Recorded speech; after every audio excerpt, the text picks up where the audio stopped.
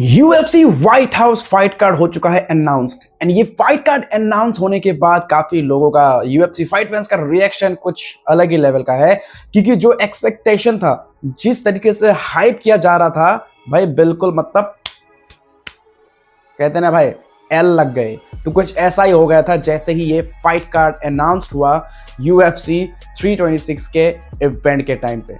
मतलब क्या है भाई, मतलब क्या है, मतलब ये किस तरीके का फाइट है भाई, मुझे समझ नहीं आ रहा है। मतलब अगर दो फाइट को अगर आप छोड़ दो, जो टाइटल फाइट, जो मेन फाइट है एंड जो को मेन इवेंट है, उन दोनों को छोड़ के बाकी सब ऐसा लग रहा है कि कोई फाइट नाइट इवेंट का कार्ड सेलेक्ट किया है। तो ऐसा ही कुछ फील आ रहा है। मतलब क्या ही बोलूं भाई, एक्सपेक्टेशन का मतलब धजिया उड़ गया भाई। यूएफसी 300 के टाइम पे जो एक्सपेक्टेशन था और जिस तरीके से डेना व्हाइट ने फाइट कार्ड डिलीवर किया, यूएफसी ने जिस तरीके से फाइट सारा पुट किया एक कार्ड में भाई, कमाल का था। मतलब वैसा फाइट कार्ड बनाना तो एक सपना हो जाएगा, ड्रीम बन के रह जाएगा। तो मुझे लग रहा था कि शायद कुछ धमाकेदार होने वाला है, क्योंकि काफी टाइम से सुन रहा था यूएफसी व्हाइट हाउस का फाइट कार्ड ऐसा होगा कि भाई कोई इसको भूल नहीं सकेगा। भाई ये सब फाइट देख के तो ऐसा लग रहा है कि कोई यूएफसी फाइट नाइट का इवेंट हो, बस ऐसा ही कुछ हाल है। एंड ट्रस्ट मी गाइस, मतलब पूरा मूड का सत्यानाश कर दिया। ऑब्वियसली देखो, फाइट सारे बेहतरीन हो गए, मजेदार होंगे, लेकिन जो एक्सपेक्टेशन है ना, उस लेवल का नहीं है ये सारा फाइट्स कि भाई काफी इंटरेस्टिंग फाइट्स होने वाला था। वो ऐसा कुछ भी नहीं है, एकदम नॉर्मल सा फाइट कार्ड है, कुछ ज्यादा यहाँ पे कुछ है नहीं, उतना धमाका। वेल, इलिया टपोरिया वर्सेस जस्टिन गेजी का फाइट जो कि फाइनली हो चुका है अनाउंस, तो हमें व्हाइट हाउस में ये दोनों फाइट करते हुए नजर आएंगे। एंड साथ ही साथ को-मेन इवेंट में हैवीवेट में फाइट करते हुए नजर आएंगे Alex Pereira for the interim heavyweight championship against Ciryl Gane. लेकिन दोस्तों सबसे मजे की बात यह है कि इलिया टपोरिया के टीम मेंबर ने, उनके मैनेजर कोच ने ये चीज कर रिवील किया है कि इलिया टपोरिया वर्सेस इस्लाम मखाचेव का फाइट एक्चुअली में स्केड्यूल किया जाना था यूएफसी व्हाइट हाउस के फाइट कार्ड में, लेकिन क्योंकि यहां पे एक अमेरिकन चैंपियन को लड़वाना था, एंड यहां पे ये न्यूज भी आ रहा है कि इस्लाम मखाचेव को कोई फाइट ज्यादा ऑफर किया ही नहीं था, कोई नेगोशिएशन का बात हुआ ही नहीं था, क्योंकि इस्लाम मखाचेव इंजर्ड है। उनको हैंड इंजरी की वजह से यूएफसी ने उनको अप्रोच नहीं किया था। जबकि इलिया टपोरिया के मैनेजर का कहना है कि ऐसा बिल्कुल भी नहीं है, क्योंकि जैसे जब ये फाइट कार्ड अनाउंस हुआ ना, तो भाई फ्राइडे को ही यहाँ पे इलिया टपोरिया को कॉल आया व्हाइट हाउस के फाइट कार्ड के लिए। एंड जस्टिन गेजी का भी कहना है कि मुझे 2 दिन पहले ही कॉल आया था फाइट के लिए। तो यहाँ पे कुछ बातचीत चल रहा था, आई डोंट नो कुछ हुआ कुछ नहीं हुआ, क्योंकि रिसेंटली अली अब्दुल अजीज भी यहाँ पे देख रहे थे कुछ बिग फाइट्स के लिए, एंड वो बोल रहे थे कि यहाँ पे इस्लाम मखाचेव का फाइट बहुत जल्दी अनाउंस होने वाला है जिसमें इयन गैरी का नाम नहीं है। तो हम सबको लग रहा था यूएफसी फाइट फैंस को कि शायद इलिया टपोरिया वर्सेस इस्लाम मखाचेव का फाइट हो चुका है सेट। हो सकता है कि व्हाइट हाउस का हिस्सा ना हो ये दोनों फाइटर, लेकिन लेटर इवेंट में शायद ये दोनों फाइट करते हुए नजर आए।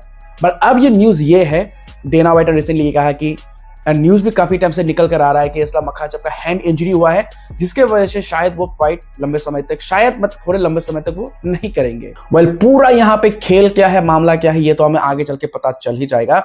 बट यहाँ पे एक चीज अब सोचो, इलिया टपोरिया वर्सेस जस्टिन गेजी का फाइट सेट किया गया, तो ऐसा लग रहा था कि ये फाइट ऑलरेडी सेट है, जैसा कि डेना व्हाइट कह रहे हैं कि ये फाइट ऑलरेडी सेट है, ऑलरेडी ही ये फाइट सेट कर लिया गया था मैच मेकर द्वारा, बट यहाँ पे फाइटर्स को बताया नहीं गया था। वेल गाइस, एक चीज से एग्री करता हूँ, डेना व्हाइट का जो कहना है कि इस्लाम मखाचेव कभी व्हाइट हाउस के लिए उसको बोला ही नहीं गया था, कभी व्हाइट हाउस के लिए उसको अप्रोच किया ही नहीं गया है, जस्ट बिकॉज व्हाइट हाउस में कोई अमेरिकन चैंपियन को ही यहाँ पे मौका मिलेगा।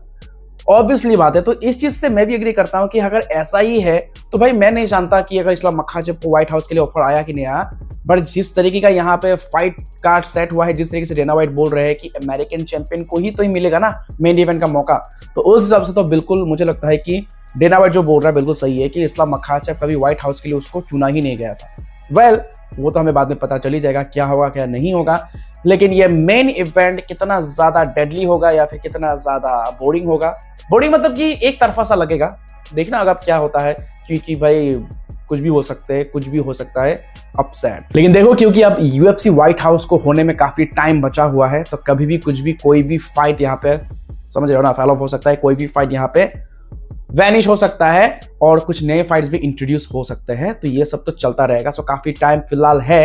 एंड यहाँ पर रिसेंटली नए BMF champion Charles do Bronx Oliveira भी कह रहा है कि भाई मैं भी बिल्कुल रेडी हूँ यूएफसी व्हाइट हाउस के फाइट कार्ड का हिस्सा बनने के लिए। वेल, अब देखना होगा कि किसको मिलता है मौका। लेकिन गाइस, आप लोगों को क्या लगता है, क्या सच में यूएफसी का व्हाइट हाउस का फाइट कार्ड इतना ज्यादा अपेलिंग है, इतना ज्यादा मतलब मजेदार दिख रहा है भाई, मेरे नजर में तो नहीं दिख रहा है, क्योंकि जो हाइप यहाँ पे मतलब सेट किया था ना, वो हाइप के अकॉर्डिंग फाइट कार्ड तो भाई मुझे कोई दिख नहीं रहा है। बिल्कुल एकदम ऑर्डिनरी सा फाइट कार्ड है, बिल्कुल बोरिंग सा है एकदम, मतलब जो एक्सपेक्टेशन था ना भाई उसका सारा मोए मोए कर दिया। वेल अब देखना होगा क्या होता है नेक्स्ट। इंटरेस्टिंग तो खाली यही चीज देखने में होगा, क्या सिरिल खान को बीट करके 3 टाइटल जीत पाएंगे एलेक्स पोआटन परेरा, ये देखने में काफी इंटरेस्टिंग होगा। एंड इलिया टपोरिया का अगर यहाँ पे टाइटल डिफेंड वो सक्सेसफुली कर लेते हैं तो उनका नेक्स्ट मूव क्या होगा, वेल्टरवेट डिवीजन में जाके क्या इस्लाम मखाचा को चैलेंज करेंगे या फिर से लाइटवेट में करना पड़ेगा कुछ अलग सा फाइट। लेकिन जिस तरीके से मुझे लगता है कि चार्ल्स ओलिवेरा ने फाइट किया है अगेंस्ट मैक्स हॉलोवे अपने लास्ट फाइट में, मुझे लगता है कि अगर वैसा गेम प्लान लेके अगर आए, चार्ल्स ओलिवेरा बीट कर सकता है इलिया टपोरिया को। वेल कितने लोगों को लगता है कि चार्ल्स ओलिवेरा अगर अपना प्रॉपर गेम प्ले अगर अच्छी तरीके से ग्रैपलिंग रेसलिंग करे इलिया टपोरिया के साथ, तो यहाँ पे बीट कर सकता है इलिया टपोरिया को चार्ल्स ओलिवेरा। भाई मुझे ऐसा लग रहा है कि सच में बहुत ट्रबल दे सकता है, लेकिन पहले फाइट में थोड़ा सा मिस्टेक कर दिया था, थोड़ा ज्यादा ही वो स्ट्राइकिंग करने में चले गए थे, ज्यादा ही बॉल करने में चले गए थे।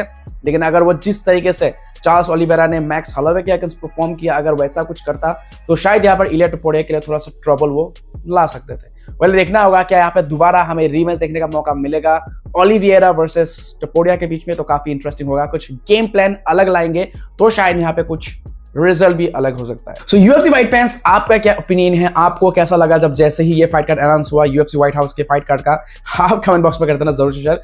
मुझे तो लगा नहीं भाई, मैं कोई एक्साइटमेंट का मतलब कुछ था ही नहीं, ठिकाना ही नहीं था, मतलब क्या ही बोलो, क्योंकि एक्साइटमेंट था ही नहीं तो ठिकाना कहां से होगा। मतलब एकदम नॉर्मल सा फाइट कार्ड है, बाकी और कुछ भी नहीं है, एकदम सिंपल। मतलब जिस तरीके से बवाल मच गया था भाई, कुछ भी नहीं है, एकदम ठंडा पड़ा हुआ है।